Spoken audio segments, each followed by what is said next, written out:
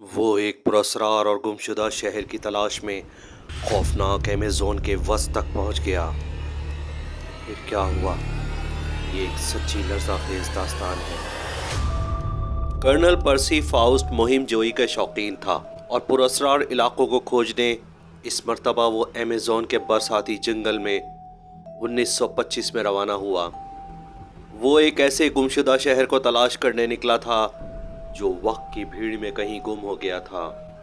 زی نامی یہ تاریخی شہر جو پرانی کتابوں اور نقشوں میں موجود تھا، اس کا مرکز نگاہ تھا۔ اس شہر کی طرز تعمیر اس زمانے کے حساب سے بہت منفرد تھی اور یہ امیروں کی جنت کہلاتا تھا۔ یہ شہر قدیم شہروں الدورادو اور اکاکور سے متاثر نظر آتا تھا۔ فاؤسٹ کی ٹیم میں اس کا بیٹا جیک اور دوست ریمل شامل تھے۔ سٹی آف زی کی کھوج میں کرنل ایمیزون کے گھنے جنگل میں داخل ہوا۔ پرانے نقشوں کی مدد سے اس نے بھیانک جنگل میں اپنا سفر شروع کیا۔ سفر کی شروعات اچھی نہیں ہوئی۔ قدم قدم پر زہریلے سانپوں کا خطرہ موجود تھا۔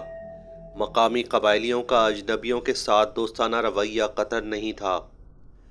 قدم قدم پر خطرات سے نمٹتے فاؤسٹ اور اس کی ٹیم آگے بڑھتی رہی۔ ایک دن فاؤسٹ کو یوں لگتا کہ وہ منزل کے قریب ہے تو اگلا دن یوں لگتا کہ وہ غلط مقام پر آ گیا ہے۔ رات کیمپنگ کی جاتی اور چاروں طرف آگ کا لاؤ روشن کیا جاتا تاکہ اژدہوں، زہریلی سانپوں اور جنگلی جانوروں سے محفوظ رہ سکیں۔ یوں فاؤسٹ اپنی ٹیم کے ساتھ جنگل کے اس حصے میں پہنچ گیا جہاں درخت ایک دوسرے سے جڑے ہوئے تھے اور بلندی پر ان کی شاخیں ایک دوسرے میں اس طرح جڑ گئی تھیں کہ سورج کی کرنیں تک نیچے نہیں پہنچ رہی تھیں۔ یہاں بہت اندھیرا تھا اور جنگل کے اس حصے میں خوف کا احساس بھی شدید ترین تھا۔ یوں لگتا تھا کہ جیسے انہیں کوئی دیکھ رہا ہو۔ رات جب فاؤسٹ اور اس کی ٹیم آگ روشن کر کے بیٹھی تو انہیں واضح محسوس ہوا کہ کوئی ان کے آس پاس چل پھر رہا ہے، اور خاص کر انہیں نامعلوم زبان میں اپنے کانوں میں سرگوشیاں بھی محسوس ہوئیں۔ یہ سب سکڑ سمٹ کر ان سب حرکات کو محسوس کرتے رہے اور یہ رات انہوں نے جاگ کر گزار دی۔ صبح نقشوں کی مدد سے فاؤسٹ بے حد خوش تھا کہ وہ سٹی آف زی کے بہت قریب ہیں اور جو علامات بیان کی گئی ہیں وہ یقیناً اسی علاقے کی ہیں۔ یقیناً فاؤسٹ کی نظر اس حیرت انگیز شہر کی دریافت کے ساتھ ساتھ خزانوں پر بھی ہوگی جن تک کبھی کوئی نہیں پہنچ سکا تھا۔ یہ صبح ان پر قیامت بن کر گزری جب ننگ دھڑنگ جنگلی انہیں اٹھا کر اپنے ساتھ لے گئے۔ یہ شاید آدم خور تھے۔ جان بچانے کی غرض سے فاؤسٹ نے انہیں کچھ سامان دیا اور غذا بھی دی۔ اس طرح ان آدم خوروں سے ان کی جان بچی۔ یہاں اشاروں کنایوں میں جنگلیوں نے بتایا کہ وہ شہر یہیں کہیں ہے اور ان کا خوف بتا رہا تھا کہ وہ جگہ آسیب سے پر ہے اور وہاں جانے کے بعد کوئی زندہ واپس نہیں آ سکتا۔ یہ رات جنگل کے ایک دوسرے مزید گھنے علاقے میں گزارنے کے لیے فاؤسٹ اور ٹیم رکے۔ اسی طرح سائے اور سرگوشیاں انہیں محسوس ہوتی رہیں۔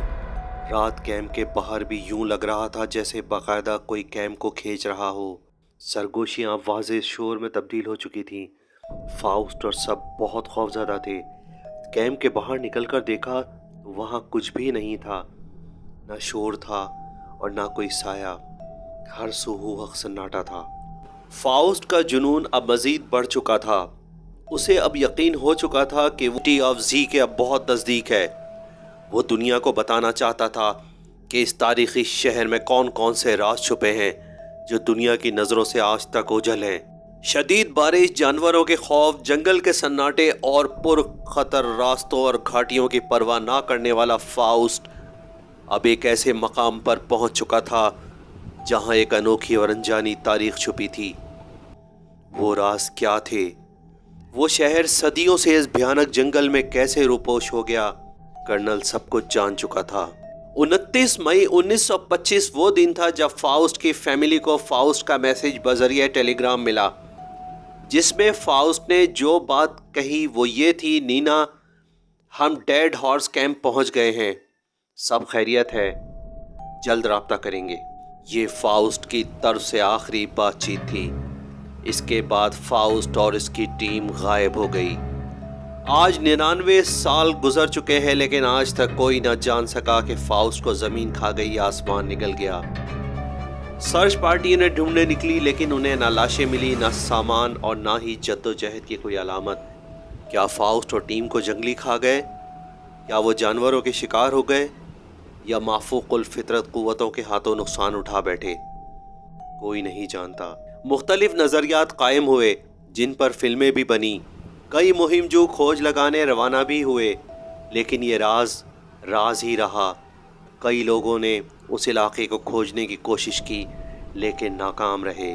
हमारे नज़रिए के मुताबिक फाउस्ट के आखिरी मैसेज के हिसाब से वो सिटी ऑफ जी पहुंच गया था, और वहां ख़जाने के हुसूल के बाद वो कभी वापस ना आ सका। शायद कुछ माफूकुल फितरत बलाएं उन्हें शिकार बना बैठीं, और उनका नामो निशान तक सफ़े हस्ती से मिट गया। फेयर ऑफ डार्क नाइट्स में आप सच्चे, हैरत अंगेज़ और खौफनाक वाक़यात देख सकेंगे। इस तरह के मज़ीद वाक़यात देखने के लिए चैनल को सब्सक्राइब कर लीजिए और कमेंट सेक्शन में अपनी राय का इजहार ज़रूर कीजिए। Thanks for watching.